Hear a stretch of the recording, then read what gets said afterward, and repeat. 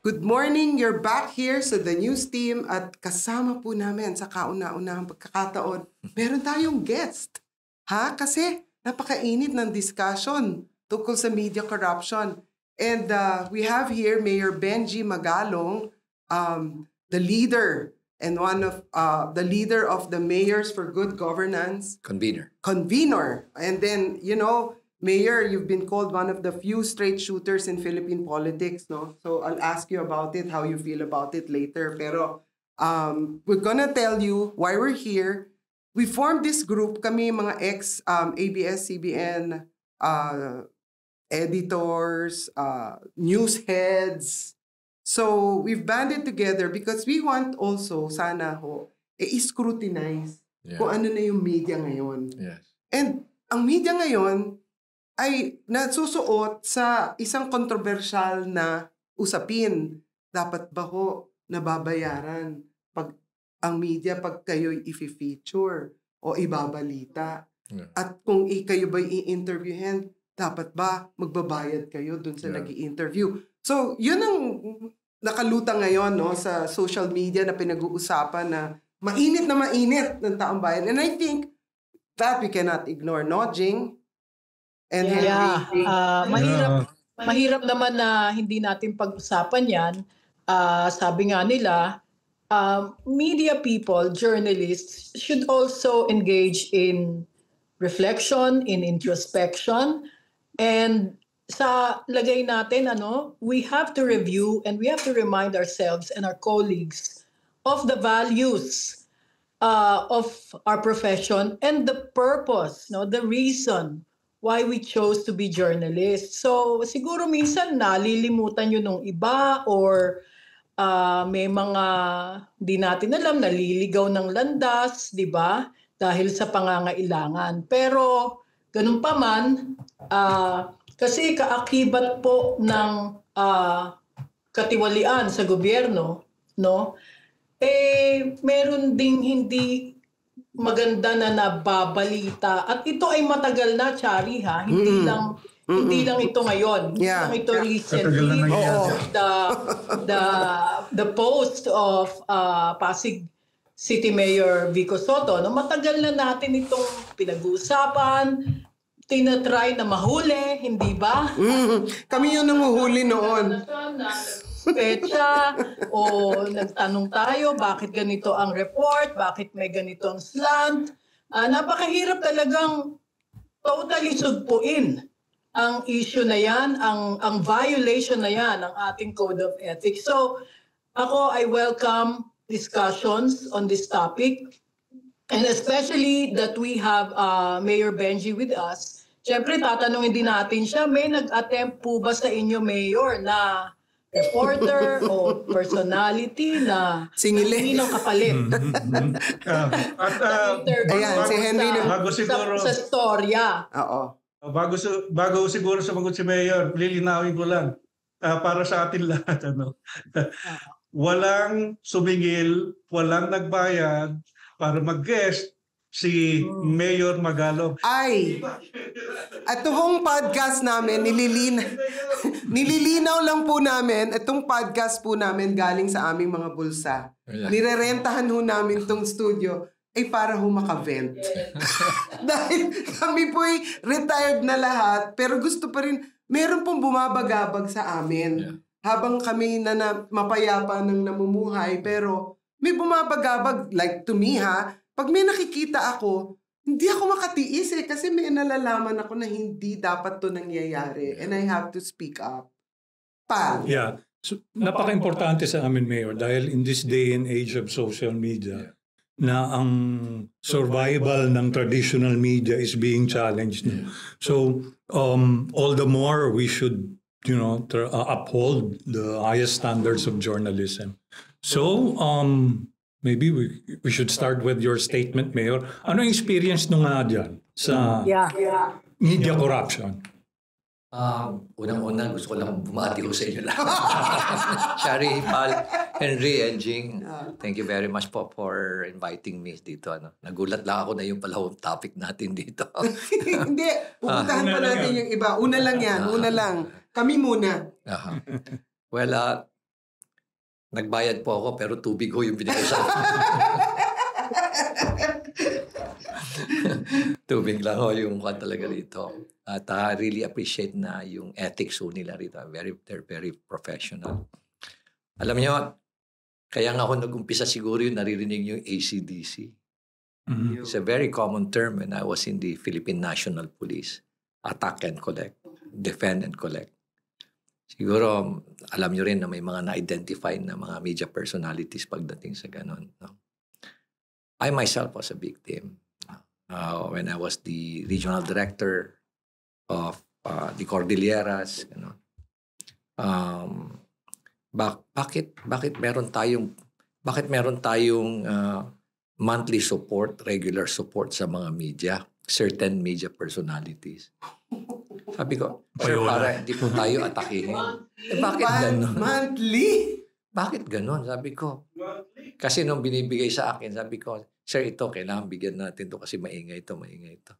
Sabi ko, bakit gano'n? Bibigay tayo sa kanila. Di ba putulin nyo lahat yan? Sabi na, kung titirahin tayo, bahala sila. Basta tayo, sasagot tayo sa kanila. And then, when I was in the CIDG, again, meron na naman. Sabi, sir, kailangan daw sir natin magbigay monthly. Sabi ko, bakit tayo magbibigay sa kanila? Sir, kasi para hindi raw tayo tirahin at maglalabas daw sila. Di maglabas sila. Hindi tayo magbibigay sa kanila. Sabi ko. Normal lang yun yung mga donations, basta institutional, o kaya namatayan, o kaya minsan may mga mayor, nasira yung yung cellphone ko, baka meron kang second hand dyan. Okay lang. Oh my God. Bigay naman ako. Okay lang yan kasi kakilala naman natin yung mga media. Nakita rin naman natin, kaibigan din natin yung mga yan. Pero yung, kumbaga parang akala mo obligasyon na namin, ay sobra na. Nung tumatakbo ako for mayor, that was my second term, I want to set things right. Dahil na-intriga ako. Sabi ko, pwede bang kausapin natin yung nag-interview doon sa kabila? Binigyan kaagad ako ng quotation. Sabi ko, hindi na tayo. Huwag na tayong pumunta doon. Binigyan na kaagad kami ng quotation. Ito, babayaran. Oh my God. Talagang grabe, no? It has come to that, no? Pero minsan sasabihin namin, alam namin yan yung sinasabing may listahan. At iniimbestigahan namin kung may nakalista doon taga ABS-CBN, tatawagin namin yan. Nakalista ka. Sabihin namin, kunyari, di ba, nakalista ka. Di-deny nila yan. Tapos sabihin nila, ay hindi naman ho namin tinatanggap yan. Hindi ko alam, baka yung PIO ang nagkumukuha ng pera. Hindi talaga yung reporter. So, ang hirap talagang imbestigahan. Tapos nauso pa yung ATM na lang, di ba? Nagbibigay na ng ATM. Hindi mo naman pwedeng pasukin yung mga bank accounts. Jing, di ba? Kasi ano yun privacy, bank privacy law. Hindi mo pwedeng silipin yung mga... Minsan talaga, alam mo, there was a time din na tinatanong natin mismo, pinapatawag natin sa opisina yung mga reporter or kung sino man yung personalidad na sinasabi na may tinatanggap or nagiging usap-usapan. Minsan ganun usap-usapan. Mahinang bulungan kasi nga walang ebidensya, no? So, dediretsuhin mong tanongin yung tao pero hindi mo talaga mahuli. Talagang ide-deny niya or sasabihin niya, meron talagang nagagalit sa akin. Kaya ma'am, ako chinichismis na ganyan kasi critical ako sa kanila. So may ganung reasoning, no? So yun talaga ang matagal na ring pinag-uusapan sa iba't ibang media forum, Mayor, na matatawag nating marka, no? Isang stain sa journalism profession talaga. Mahirap sugpuin, kaya talagang ang tingin ko talaga diyan ay mahigpit na pag-enforce ng Code of Ethics bukod pa sa talagang siguro mag-encourage tayo na kumuha ng mga bata, mga bagong dugo, no, sa hanay natin. Yung tanong ko lang kay Mayor, yung mga ganitong practice, sa iyong pagkaka-mayor, nung panahon, ng iyong pagiging hepe sa PNP, gaano nakaka-apekto sa decision ninyo yung ganitong sistema sa media? Well, sometimes nagiging maingat ka tuloy ko. Kumbaga parang natatakot ka na ma-misquote ka. Ano? At intentionally i-misquote ka. Kaya talaga kuminsan you like to say something na straightforward, pero kuminsan nag-hold back ka, baka ma-misinterpret ka o kaya intentionally i-twist nila o i-tweak nila yung sasabihin mo. Kaya isa yun sa mga nakikita namin na implications niyan. Tapos every time na media ang tumawag, nako, ito na naman. Baka mag-extort na naman to. Parang ganun eh. Media ang tatawag. Oo. Kaya kung minsan nilalagyan ko ng sino yung good media. Nilalagyan ko yung tawag ko. Tapos pag may, parang hindi ka komportable na na every time na may bisita ka, ano naman intention kaya nito. Unless, lalo-lalo na kung meron kasi mga fly-by-night pa na pupunta galing, taga saan kayo? Taga Region 3, taga Nueva Ecija. Bakit kayo nandito? Kasi mayor, kasi ganito, media kami, ganito eh. Tapos papakitaan ka ng mga kanila, hindi, yung mga publications nila. Tapos yun na yun, maghihingi na. Oo. So, ano nakaka-apekto ba ito, Mayor? O nakaka-apekto ba ito sa impression mo sa media as a whole? Yeah, in fairness, Henry, yes. Admittedly, yes. Admittedly. Kaya minsan pumayag siya sa atin ngayon. Pasensya na, pero admittedly, yes. Ang tingin namin is, kumbaga parang, pag may may nagsabi itong media personality na well-distinguished naman siya, well-respected. Patas pag may nagbulong na, hindi, kanyan ACDC yan. Ganun ba? Ganun ba? So, nababago rin yung impression namin. Kailan pala maingat tayo dito. Pero yung pala, intriga lang sa kanya. Kaya unfair din eh. Pero, kuminsan lalo na kung ang kausap mo yung mga impressionista. Mabuti na kung marunong mag-conduct ng due diligence. Pero kahit papaano, ganun pa rin. Ano yung nagbago, Mayor? Especially ngayon in the age of social media. Ang dami ng media people tapos mag-share na, especially yung purveyors of fake news, no? Yes. Ano yung experience nyo dyan? Well, ngayon, hindi mo na malaman kung sino nga nagsasabi ng totoo. Ano ba intention niya? Lalo-lalo na open na sa social media, bigla na lang may babanat sa'yo. Ano ba intention nito? At alam mo, kilala kita, Mayor. Alam ko yung mo. Alam mo yung kaluluwa mo. I've never. Mga ganun na yung banat, ano? Well, ako, napapasa ko sa Amerika, sa FCC, meron silang law against payola. It's criminal. So, ako, iniisip ko, Mayor, palagay nyo dapat magkaroon din ng batas sa Pilipinas na, kasi even ang plugging na walang authorization ng network o ng news organization niya, pwede siyang hablahan and he can be jailed. Pero dito wala KBP lang ang nag-rule sa atin at self-regulated pa. Yeah. Kaya plus, may social media pa. Pero ang social media, lantaran naman at halata kung bayad. Di ba? So, medyo may protection tayo. The public will comment as they see na, ay, bayad yan. And it's up to them to believe or not yung content, yung balita na sinasabing ganyan. Bayad yan, hindi yan. Merong gano'n naman, I believe, yung public. Pero, paligay nyo, dapat magkaroon ng review sa Kongreso o magkaroon ng batas laban sa, parang sugpuin din ng media corruption. Alam mo, nagulat ako na meron kayong ganyan eh. I was thinking na kayo na nasa media, you will be protecting your sector, no? At defensive kagad kayo. Pero I was really surprised na nag-open up kayo ng ganyan eh. And I really appreciate it na kayo, galing sa inyo mismo yung panukala na yan. Ngayon lang ako nakarinig ng ganyan eh. Na usually pag nakakausap ko sir, binabanggit ko yung, alam mo, mayroon tayong problema sa mga, very defensive kagad eh. So, I'm really very much impressed dun sa binanggit niyo. Thank you. Kasi sana Ako naman, Chari, pabor sana ako dyan kasi nga in the US, that's under the purview of the Federal Communications Commission, di ba, FCC. And talagang, kung baga, hindi bawal yung sponsorship or payola, yung kumbaga yung paid infotainment or paid segment. But the key is disclosure to the public. Kung baga, parang sa dyaryo, di ba, may linya yung advertorial to indicate at saka dapat sabihin nila this is a paid advertisement. Sa TV naman, kung natatandaan mo yung practice sa atin sa ABS-CBN,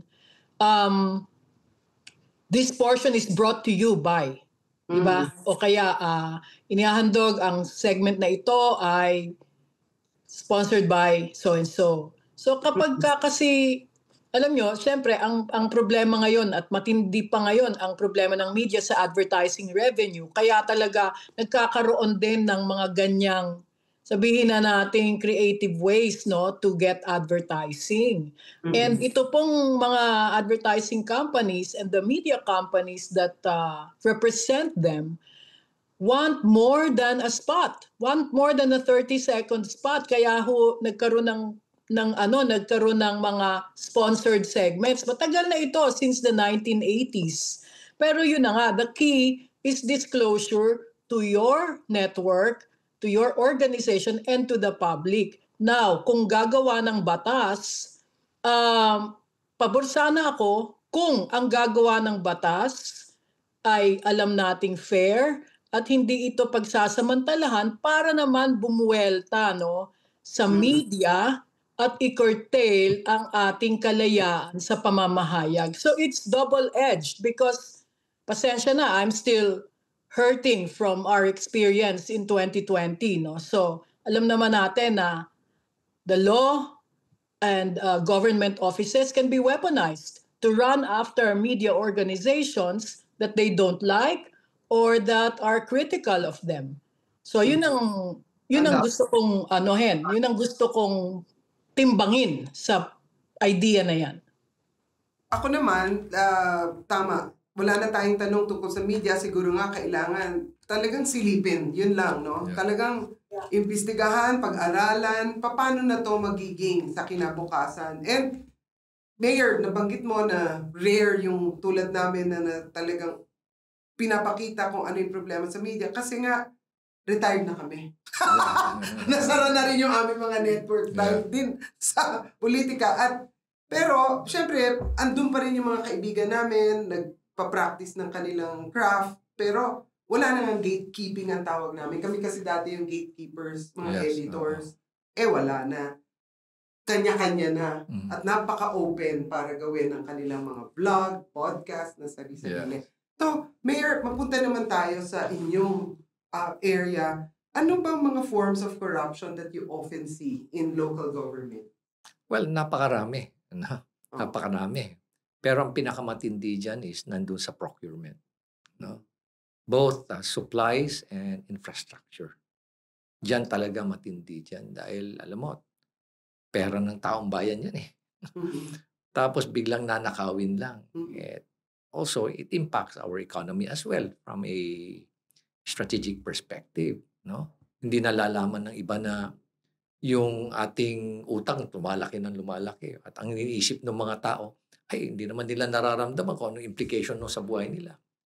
Pero later on, pag tumama na lang yan, maya-maya, ganito pala nangyari. Naghirap na tayo. Look at the Venezuela experience. Diba? The richest country in South America, now the poorest country in South America. Isipin mo yung nangyari doon. Nobody saw it coming. Early 2000, talagang boom na boom sila. Because of massive corruption, hyperinflation. Bigla na lang nag-default sa payment. Yun na yun. Bigla na lang bumagsak na economy in 2012 yata, 2013 if I recall. Tapos ngayon, people are throwing away their money because it's useless. Ngayon, pinakaunang tumakas doon, mga korap na politiko. On the ground, paano ba itong halimbawa, pinakamatinding pinag-usapan ngayon yung tungkol sa mga contractors. Kaya in-expose mismo mismo ng Pangulo yung top 15 na medyo matindi yung pagkakasangkot sa questionable mga projects. So paano ba ito nagsisimula, Mayor? Umpisahan natin sa bidding. Doon pa lang ata sa aking pagkaalam, sa aking mga istorya na nagawa, sa bidding pa lang medyo hindi na eh. Tama ka, mabuti na lang binanggit mo yan, Henry. Alam mo kasi, kumbaga sa food chain, ang pinaka nasa baba, tatlong elements yan eh. Yung politiko, yung implementing agency, at yung contractor. Kung sa food chain, yung contractor nasa baba. Di ba? Dahil siya yung gagawa ng paraan eh. Alam mo kasi meron tayong batas, meron tayong 9184 na bago na ngayon, ito yung procurement law. Pero what is really happening is that meron tatlong criteria na unwritten criteria. Mhm. Ano yung tatlo? Unang-una, ang basis ng pananalo, by the way, bago pa lang mag-bid, may panalo na. Alam na nila kung sinong panalo. Yeah. Another is, assuming na nagkaroon ng bidding, kung sino yung pinakamalaking porsyento na i-offer, siya mananalo. Assuming na pare-pareho sila. Okay, pare-pareho sila. Kung sino ang pinakamabilis na magbigay ng advance. Yun ang panalo. Assuming uli na pare-pareho pa rin sila. Then, sino ang pinakamabilis na pinakamalaking magbibigay ng advance? Pinakamalaking advance. Yun ang mananalo. Isipin mo, yun na yung criteria ngayon. Ganyan na. Kanino magbibigay, Mayor? Ay syempre, bibigay doon sa implementing agency at i-deliver din doon sa politiko. Ang masaklap, pag nagkaroon ng kasuhan, kung sino ang pumirma sa dokumento, yun ang makakasuhan. So, sino ang pumirma? Yung contractor at yung implementing agency. Nakinabang silang dalawa. Pero yung pinakamalaking porsyento, nakaligtas kasi wala siyang pipirmahan eh. Dineliver sa kanya yung pinakamalaking porsyento, wala siyang pipirmahan, wala pa siyang tax na babayaran. Itong cycle of corruption na sinasabi niyo, Mayor, sino yung trigger niyan? Sino yung nag-uumpisa yan sa funder? Sinong nakakuha ng funding? Congressional funds. Yeah, kalimitan, ganun. Oo. Kalimitan niya kasi sila naman yung nag-insert eh. Sila rin yung naglagay ng pork barrel. Di ba? So, conforme yan, di ba? Assuming na pork barrel. So, pondo yan ng kongresista. Di ba? So, pondo ko to. O ano yung project na gagawin natin? Okay, magde-demand ako ngayon. Noong panahon ni Pinoy, si Secretary Babe Singson, sabi niya, alam mo Benji, 10% na nga yung nangyayaring lokohan sa akin. Natataranta pa ako eh. Sabi niya, natataranta pa ako, 10%, napakalaki na yon. Pero, kung titingnan mo yung sitwasyon ngayon, yung 25% nga, minimum na ngayon eh. Among the congressmen, lalo-lalo na kung yung mga project are flood control o mga cat's eye na halos 500% or sabihin natin 600, 800% ang markup. Nako, they can demand. Diba? For example, rock netting. Anong totoong presyo niyan? Mga 4,300. Nagsalita nga si Presidente, 3,200 lang eh. O sabihin natin plus logistics lahat na. Sabihin na lang natin 5,000, 6,000. Isipin mo 25,000 per square meter ang sinisingil. O cat's eye. Paano yung cat's eye? O, ito yung stud na nakita mo diba, sa kalsada. O, Yung ilaw? yes, may ilaw. Nagpan ako nakita ko sa bill of quantities, yung detailed unit price analysis ng DPWH, 11,720. Noong 2023, nasa 10,000 siya. Isang piraso. Wow. Isang piraso yung ilaw. Tanong ko is, magkano ang detailed unit price, bill of quantities niyan? 11,720 pesos. Actual price, Mayor, magkano yan? Ang actual price na kinote sa akin na isang supplier na nagsusupply din sa DPWH, nandun siya sa 1,350 plus 200 na installation plus 246 na tax, 1,800. Cat's eye lang yun. Cat's eye yun. That's 9,900 ang markup. Tingnan Bawat natin piraso. sa Lazada magkano Grabe. lang talaga yan. Baka sa Lazada, baka magulat ka niyan. Sa Amazon, baka nasa 700 plus lang yan. Pesos. Tapos, ang masama nito, how many millions of Cat's Eye ang binili for the past 3 years? I believe it's more than 20 million. Hindi ko alam pero ang binanggit sa akin ng isang insider is, sir, mahigit 20 million. So 20 million times 9,900, that's almost 200 billion pesos. Wow. At ano magagawa ng 200 billion pesos? Baka makakagawa yan ng mga 70,000 na classrooms yan. Ng mga para sa mga bata. So from the funder, pupunta sa district engineer na yun. Funder, tatawagin. Di na muna, funder, yung kongresista. Kongresista. Siyempre, tatawagin yan. I-represent ngayon yan sa top management ng implementing agency. Kung DPWH, DPWH. After that, ibibigay dun sa planning. Yung planning naman, gagawa na ng kung ano-ano, cut and paste. Kaya siguro nakipansin nyo, bakit pare-pareho ang presyo? Di ba? Pero, iba-iba naman ng sitwasyon. Bakit pare-pareho ang presyo? Yeah. Tapos, doon na from the planning, ibabagsak na yan sa region at sa district. Kaya makikita mo kung talagang mabusisi ka at talagang meron ka investigative mindset, pagtingin mo doon sa mga assuming na merong mga dokumento, ang una mong titignan dyan is may feasibility study pa. Meron bang bill of quantities? Meron bang project impact analysis? Meron bang public engagement report? Karamihan yan, wala. Ngayon, para maremedyohan nila, gumawa sila. Kumuha ka ng mga iba-ibang project study. Tinan mo, makikita mo, may mga cut and paste yan. Mabibisto mo rin yan kasi they're just so complacent now. Feeling nila kasi walang mag-iimbestiga, feeling nila, control nila. Kaya, kailangan mo talaga ng maayos na investigation para mahuli mo silang lahat yan. Kailan nag-umpisa yan, Duterte time? Ay, noon pa yan. Ganun na yan. Noon pa. Oo, Even noon pa before. yan. Kaya Even lang at before. kumbaga, low-key and, kumbaga, in terms of percentages, malit lang.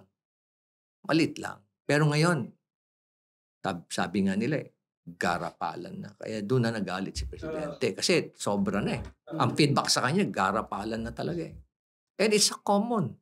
Even people in Congress, kakaiba na. Ibang level. Yung nga sabi nila. Ibang level na.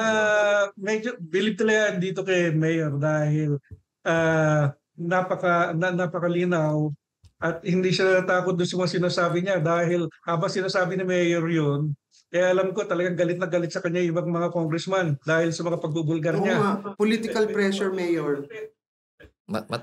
Matindi. Matindi. Kaya nga ito ngayon, salita sila ng salita ngayon, di ba?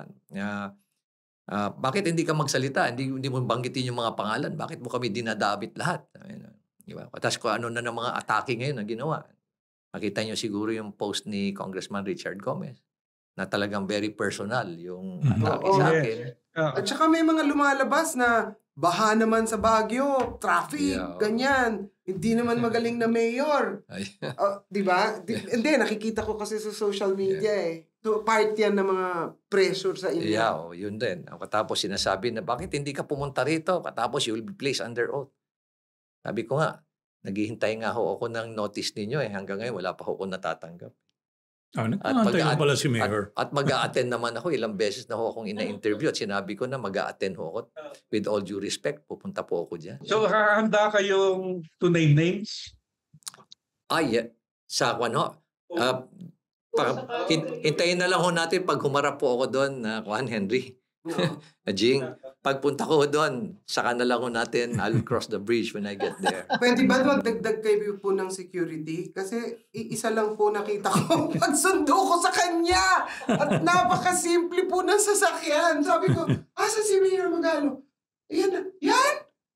Kasi sanay ako pag nagsusundo ako, magagarang sasakyan. Punong-puno ng bodyguard, Mayor. May death threats po ba? Yeah. Ganun talaga ako Maski nung nasa PNP ako, ganun lang talaga ako simple. I have a car, simple car. yung service car ko. Tapos yun na. Minsan nga, ayaw nga ako paparadahin pa sa VIP. Hindi pwede yan dito. Dapat kinunan ko, no? Mamaya kukunan ko. Hindi ko akalain doon nakasakay si Mayor eh. Kasi sanay kami, pag nakakita kami, may mga, alam mo na, wang-wang. Ngayon party. pa, ang bibigat ng mga bitaw na salita ninyo laban sa mga kilala natin, mga tiwali. Hindi po ba kayo natatakot? Alam mo kasi one of my principles when I was in the Philippine National Police was humility over authority. If you look at all yung mga my speeches ko, lagi na lang nandun humility over authority. Kaya, maski na nag-general ako, wala ako yung lead car, wala ako yung escort, motorcycle escort, wala akong tail car. Ganun din, no? CIDG ako, pati nung naging number 3 ako ng PNP. Wala. Talagang ganun lang Pwede ba wag natin ilabas yun? Baka baka security risk Anyway, Mayor, so, kayo naman sa mga tauhan ninyo, kasi di ba sabi ni Mayor Vico, grabe yung sistema sa loob ng how do you ensure na yung mga tauhan ninyo follow you at hindi mga tiwali? They don't abuse power. Yeah, good question, Shari, and it also requires a good answer. Unang-una, there's no substitute to leadership by example. You cannot compel your people to do something na hindi nila nakikita sa iyo. Kailangan talaga ipakita mo sa kanila na good governance ka, it should always start with me.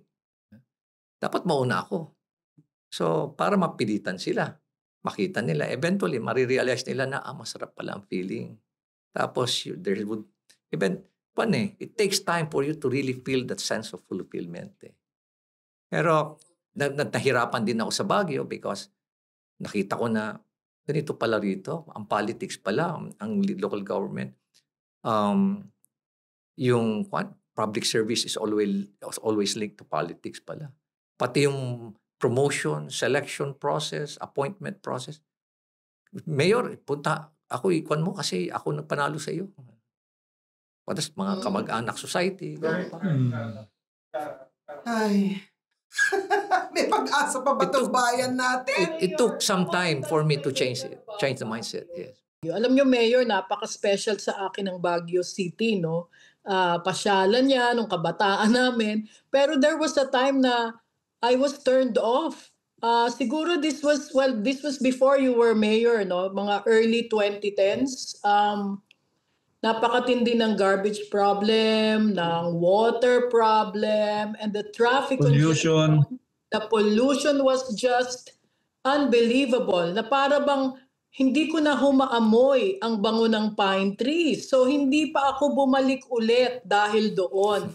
Paano nyo na inatake ang mga problema na yan? Especially since, sabi nyo nga, ang tindi ng politika at I'm sure bago kayo rin dumating, may mga nangyayaring milagro sa iba't ibang proyekto dyan. Alam mo, Jing, tama ka, no? Akala mo madaling gawin, pero actually very challenging. First is you have to change the mindset of your people. Kailangan palitan mo Yun ang pinakamahirap, no? Yun ang pinakamahirap.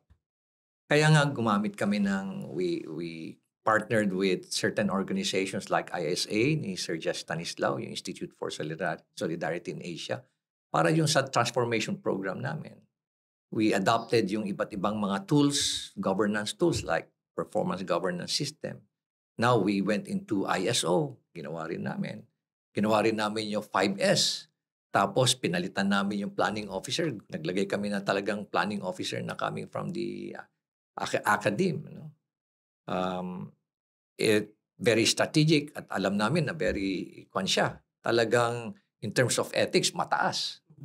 So, marami kaming ginawa para talagang baguhin. And now, we are actually, reaping the fruits of our labor. No? Kaya ang dami naming awards ngayon na nakukuha. Pero sapat na ba yun? You think na talagang yung transformation yun, nabago mo na talaga. There's no guarantee. There's no guarantee because at the end of the day, it's all about choosing the right leader. Yeah. Because it is the leader that dictates the behavior of the people in the organization. Walang kasiguraduhan, maski sabihin mo na institutionalized na yung mga sistema. still there's no guarantee. Ako rin, Jing, malapit sa akin ang Baguio dahil ako nag-cover po ng Baguio earthquake. Yeah.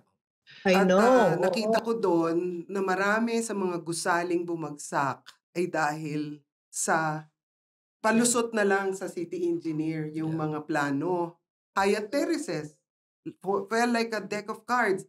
Tapos may mga landslides kasi pinuputol yung natural slopes. No? Yes. So yun yung, ngayon po ba, ganun pa rin? Kasi pagpunta ko, huli akong bumalik ng birthday ni Sestrilon. Kita ko, pati bundok, ang dami ng mga building. Yes. Paano po ba yan? Ang hirap, ano? Ang hirap. Ang hirap ay itama ang mali. Ang hirap itama ang mali. Kaya ang dami mong kaaway. You know? Pero sabi ko nga it's a matter of political will. Like for example, isipin mo, pagka-assume ko ng mayor, traffic. Kailangan paluwagin ng kalsada. Kailangan gibain mo yung mga nakatira sa gilid ng kalsada. Kaaway mo na kaagad yun. But you have to do it. So we have to do it. Kakaaway ikaw magalong. Mura yan. Kaliwat kanan na mura ko yan. Di ka naman nanalo. Maraming mamamatay dito. Sinugod pa ako sa opisina sa alas 8 ng gabi. Sinigaw-sigawan ako sa opisina. Sabi ko, pasensya na ho kayo. Wala akong mamamatay dito. Basta itutuloy po namin ito. Pasensya na ho kayo. Nagulat nga kami nung hinuhukay namin. Nung demolish na kami. Nagkukuha na kami. Nagwa-widening na. Naku, bakit may mga bahay sa ilalim ng highway? May mga kwarto sa ilalim ng highway. Sa ilalim ng national highway, may mga nakatira. Sabi nga nila kapag hindi natin tinama, ang nature na ang take over. Bahala na si Mother Nature. Marami pang, and then yung paggamit ng technology, para at least every day we gathered real-time data so that when we are faced with strategic problems, immediately we can retrieve this data. Tapos pwede namin kaagad gamitin and then come up with strategic solutions as well. This time, real-time data. So, ibig sabihin, mas responsive siya. So, yun ang tinuturo namin sa mga kabataan ngayon. Yun din ang tinuturo namin sa ating mga bureaucrats ngayon. How to use data. Ganon din yung tinuturo natin sa expose din natin yung ating city council na there's no substitute to data Kasi talagang it will be efficient at the same time, effective, but it is always unpopular. Kaya it's just a matter of choosing. It's a matter of choice Yeah. Kailangan mo ba maging popular o hindi? Ang isang trapo kasi, isa lang ang basis niya for decision making What would be popular? What is popular? What would widen my political base? And what would get me reelected? Pero is it the right thing to do? Definitely, knowing all of you na very professional na media practitioners is not the right thing to do. And that's precisely what we're doing now in the city of Baguio. We create a lot of enemies. But then, pag nakarealize naman nila na yung benefit, okay pala. So are you ready to take on a national post? May nababalita na. May mga balita sila. Sabi, bago dumating may balita. Anong balita, Pal? Oo, kasi nakita kayo kasama si President BBM sa Benguet, nag-inspect ng mga projects. Yes. Nadinig nyo na ba yung na baka may offer raw sa inyo maging Secretary of Public Works and Highways? Ako tatapatin ko na sa inyo, wala kami pinag-usapan na ganyan ni Presidente. Nagulat nga ako na tinawagan kami ng PMS, Sir, darating po si Presidente at gusto raw niya kayong makasama dito sa inspection. So, tinanong sa akin kung ano yung mga inspectin. So, nagbigay ako ng suggestion. And for 2 days, yun ang mga pinasyalan. Patas para malaman na, okay, nabet yung mga lugar. Saka yun ang sinuggest kay Presidente. Nagkataon naman na sinabi sa akin na kailangan magsuot ako ng hard hat. Talagang nagsusot talaga na ako meron talaga akong hard hat. At meron talaga ako yung disaster response jacket ko. Kaya kaya nagbuka akong engineer doon. Siguro yun lang yun Kaya siguro paturo-turo ko doon. Kasi tinuturo ko naman, sir, tingnan yun, gano'n. Tapos bigla na akong, ano itong lumalabas na ngayon? Mayor po ako, hindi po ako qualified dyan. Galing po ako sa military, kaya imposible po ako mapunta dyan. If offered, Mayor. Yes, If Kung it's ma-offer offered kayo, pwede po ba kayo mag-national? Para naman madala ninyo yung good governance na kailangan sa national. Siguro kailangan pag-isipan. Pero sabi nga natin alam niyo, pag nagbabasa kayo ng libro about leadership, about management, meron lagi saying doon, leaders seek a higher cause. Siguro kailangan i-balance mo, then find out, is this the higher cause? Ano yung impression nyo dun sa conversation nyo ni BBM? Where is this investigation or this issue about anomalous infra projects going? Ano sa tingin nyo? Ano yung next step na nakikita nyo ang mangyayari? Alam mo to, I saw the determination and commitment ni Presidente rito. Kita ko yung kanya, yung galit niya. Tapos, di ba, nag-uusap kami na kami lang dalawa. Sabi niya, ayaw kong matapos tong termino ko na walang mangyayari rito. Galit talaga siya.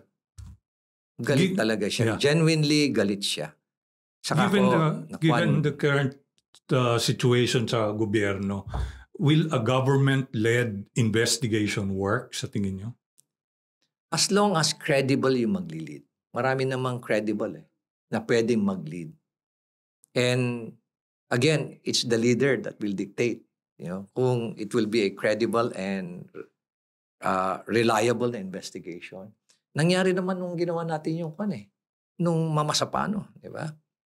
Kaya naman government-led yun. Ganon din yung NIA na inimbestigahan natin yung NIA. Mismo si President Pinoy, pinatawag kami doon investigate. Okay naman, credible. Ganon din yung nangyari doon sa, di ba, yung nag-resign yung mga PNP.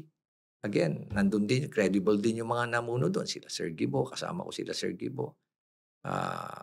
Yung mga yung mga members ng 5-man committee. So, nakita nyo, kaya. Kaya naman. Marami namang credible sa government. So, ang susi po talaga ay independent body. Ganun po ba, Mayor? Pero maganda talaga kung independent body. Whether it is government-led or private sector. Dahil mostly, palagay ko, politiko rin ang iimbisigahan dito Pwede ho, Juan. Basta ho, merong conviction ho yung naglilid. At he will be given a free hand to choose the right talents to help him investigate. Kaya ho yan. Pero maganda rin kung private sector. Mas maganda nga kung private sector, third party. Yung Mayors for Good Governance, ano ho ba yung ninyo, real objective? Well, it became a movement. When we started it, nag-umpisa yan nung nagsalita ako sa Philippine National Police about corruption, about the sense of nationhood. And then pinost ng PNP na hindi ko alam. Tapos nag-viral. Because I challenged Congress doon Kaya isipin mo yung mga sundalo at mga ordinary na police, nung pinakita ko sa kanila yung utang at ano yung mangyayari sa Pilipinas, binanggit ko sa kanila yung nangyayari sa Pilipinas, sabi ng mga police, sir, pwede naman po kami mag-contribute. Isipin mo yung ganun, pwede naman, sir, kami mag-contribute para makatulong sa pagbayad ng utang. Sabi ko, kaya tinalens ko, narinig ba natin yan sa mga taga-kongreso? Sabi ko, tas nagalit na sa akin lahat. Pero that started the movement. Biglang nakipag-usap ako sa mga classmate kong mayor sa leadership and governance under the Jesse Robredo Foundation. Tapos unti-unti namin binuo. We spoke to a group of young people who were behind the programs of the leadership and governance. And then maya-maya, ganda-ganda na ng mga suggestion ng mga bata. Nagkaroon kami ng series of workshop. Tapos nag-launch kami August. After 2 days, after more than a month, nag-launch kami sa UP. Talagang well-attended yon. Napuno talaga. Patapos 56 mayors na kagad ang nag-join. And then, ang pinakamataas namin is 202 mayors. Siguro ang tanong ninyo, napakarami na. Hindi ho, 11% pa lang yan sa total. Anong qualification para makasali yung mayor? Nung una, it's just about commitment. You read the manifesto, if you believe in it, you sign it, and you join us. Thinking na people change, yun ang pan ko Nung nag-uusap nga kami ng mga lead conveners nila, Mayor Joy, Mayor Vico, sila Mayor City, Mayor Iperimulyo, katas Mayor Romel Arnado, Tinanong nila ako, Mayor, mag-filter ba tayo? Sabi ko, people change eh. Bakit hindi na lang natin tanggapin muna sila lahat? Basta importante, nandun yung commitment nila. Then, only to find out after a year, marami lang palang, or almost 2 years na, nalaman namin na ginamit lang pala kami deodorant nung iba. Yun na nga. Sadly. Masama yun. They never participated sa mga activities. Maraming mag-a-attach sa credibility ninyo. Yeah. And how do you... dapat mag-filter kayo. Nag-filter na kami. At from 202 after the elections, kasi maraming hindi na tumakbo, may naman nag-congressman kami, mga 5. 3 yung naging governor, meron kami 2 nag-vice governor, tapos iba nagbumaba. 132 ang naiwan. Out of the 132, no, nag-filter kami immediately after the election, nag-bid kami. Kami nila Mayor Vico, Mayor Joy, at yung Mayor City. Mayor Ipen, natalo siya sa Congress, tumakbo siyang Congress. Mayor Arnado, bumaba sa Vice Mayor. Nalaman namin na 77 lang pala may iiwan. Pero it's okay. Surprisingly, ngayon, nung nag-publish kami and with all these anomalies coming out, alam mo, umabot na kami ng 140 applicants na. Applicants pa ngayon on top of these 77. Kaya dumadami kami. Kaya, ito, nagpipilter kami ngayon. At meron nang itinayong Vice Mayor for Good Governance. Wow! Tapos, may tatayo uling si Governor Pam Paracuada of Cebu. Meron siyang effort ngayon to put up a governors for good For governance. good governance. Congress kaya? Papalakpak lahat yun. Parang na lang, Hindi papalakpak natatawa lahat. si Mayor Magalong. Marami naman in fairness sa House of Representatives. I'm referring to, kasi wala naman akong ganong abot sa Senate. Sa House of Representatives, maraming maayos.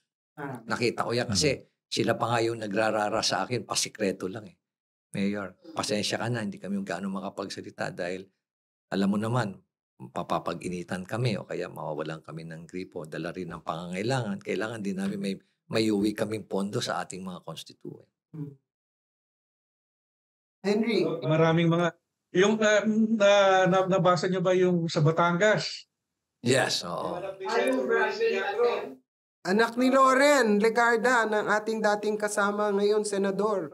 Loren Legarda. Yung dati, batang-bata pa nung newsroom, ngayon, ang galing na. Very heartwarming. Oo. So, you think it will snowball, no? And ako, Mayor, anong mga personal sacrifices nyo na nagawa to go on fighting corruption?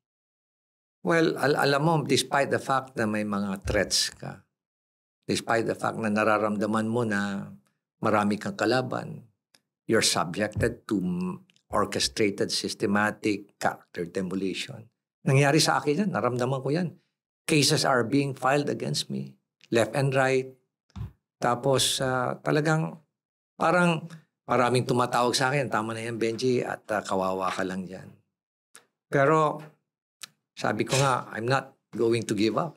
We're not going to give up because if we're going to give up, it is as if we have given up by way of default the future of our children, the future of our grandchildren, and of course, the survival of our country. And we don't want that to happen. What inspires you? Who inspires you? Marami nag-inspire. Yung parents ko, syempre, I owe it to my parents.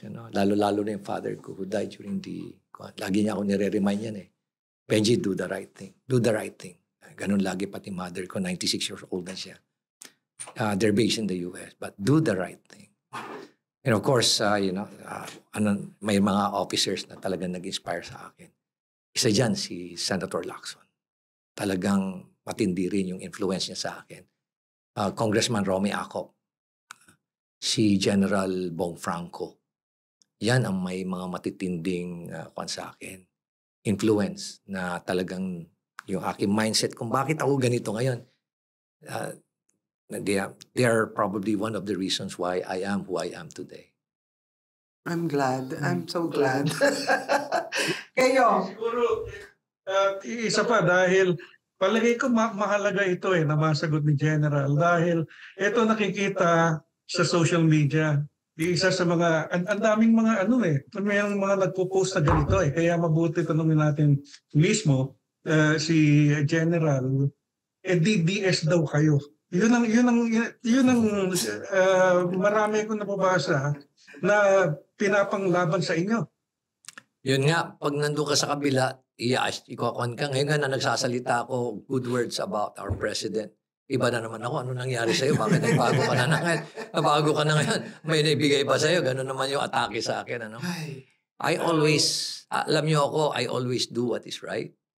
I saw something that is right during the time of President Duterte. It's all about making our streets safe. And I saw his leadership. I felt his leadership. Kaya naman talagang hindi ka ba hahanga sa ganun, di ba? And his commitment, pag nagsalita siya, i-deliver niya.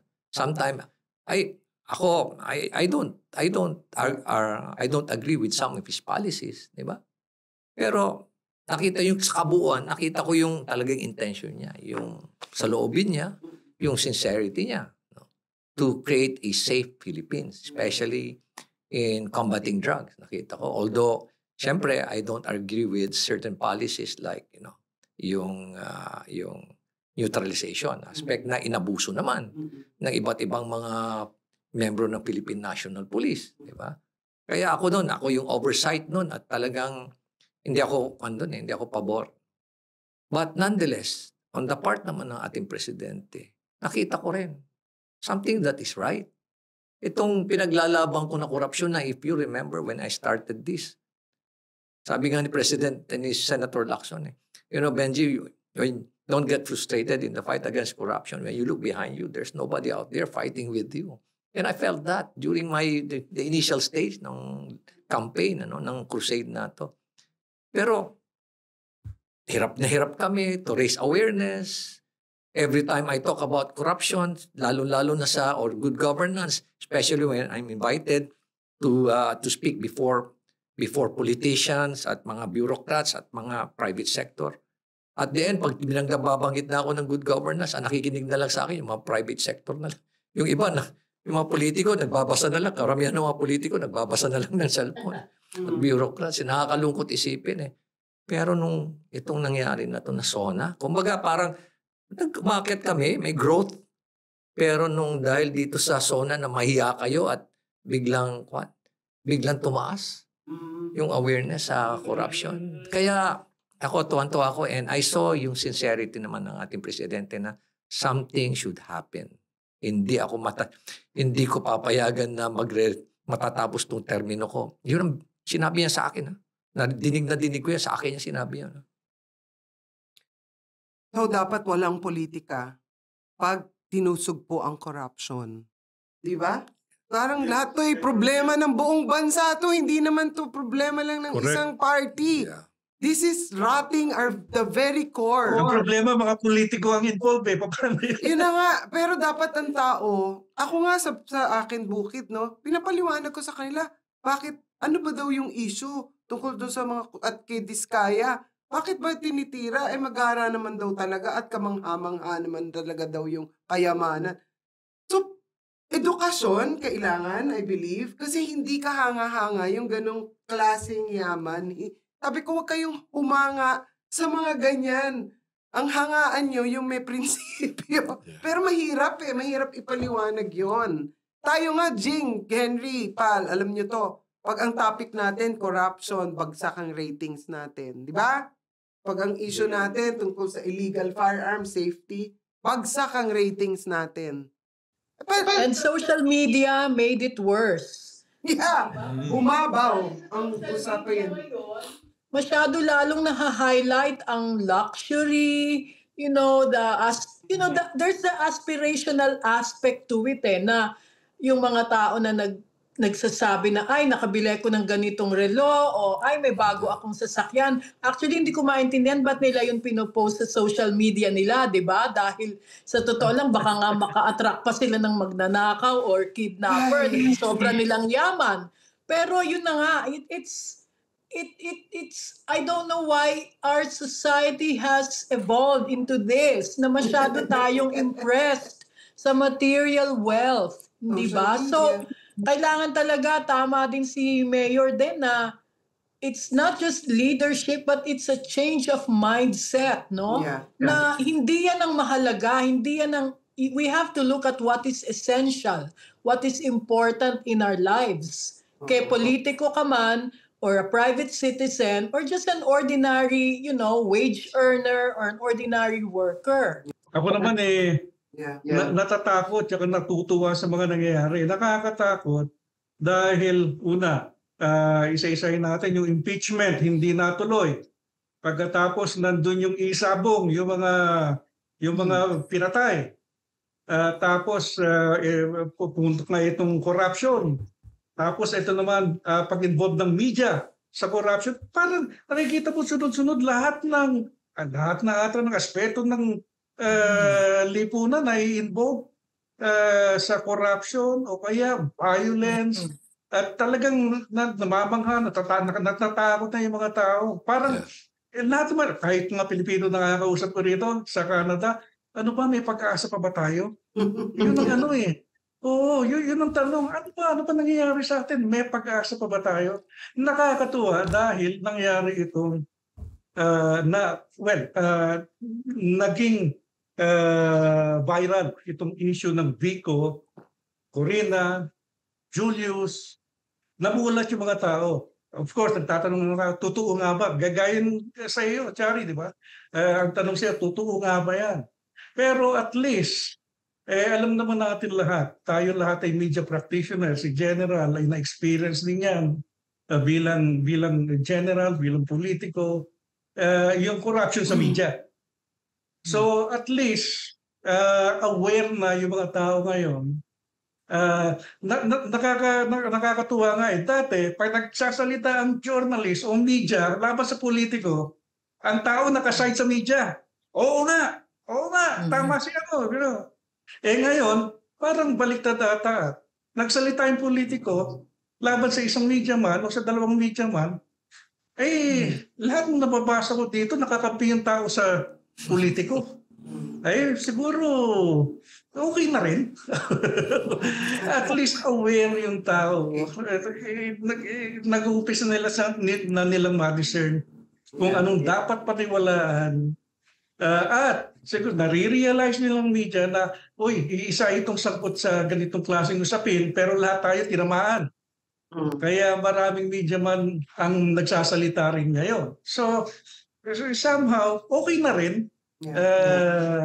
Nakakatakot. At the same time, meron magandang, meron mga nade-develop na mga posibleng mga national leaders. Si Vico, si although umpisa pa, si General. Di ba maraming taas din ng credibility ni Mayor. Magkano ngayon, kahit itong si Leandro, marami pa yan na uusbong na sana tuloy-tuloy na yung kanilang pagiging matapak. Laban sa corruption. Okay, let me wrap this up, no? Thank you, Mayor. Kailangan kasing tapang ni Henry, Chari. Oo. Halika, bumalik ka dito, Henry. Huwag ka na mamundok dyan. Halika. Well, we want to ako, very personal sa akin ang issue of corruption. My father was ombudsman, Francisco Villa, and my brother, also became depressed and he took his life. Alam niya, it became very public when he was fighting Energy Regulatory Commissioner at the time, Jose Salazar, for making him Bids and Awards Committee siya, and he rejected because he's the son of my father, ombudsman. Pulis din ang tatay ko. So, nung very personal sa akin, kaya naiiyak ako nung sinasabi niya, Mayor, yung sabi ko nga, kaya alam ko yung tanong na, who inspires you, what inspires you, your parents, and you're very inspirational, I must say, because you remind us that because of your courage, it can happen. The courage of one person can snowball into a change. So sana ho mag-national kayo. And I think it's a greater cause. Agree. At sana maulit yung guesting nyo sa amin. Oo. Thank you, Mayor Magalo. Thank you, Mayor Magalo. Ay, Benji daw. Benji. Ang katulad nyo. Maraming salamat. Yeah, thank Marami you. pong salamat sa pakikinig sa amin as we wrap up another episode of the News Team. Salamat po. Like and subscribe. Yes. Nakalimutan ko yon. Hit like and subscribe. The News Team on YouTube, Spotify, and whatever social media you're in. Salamat po.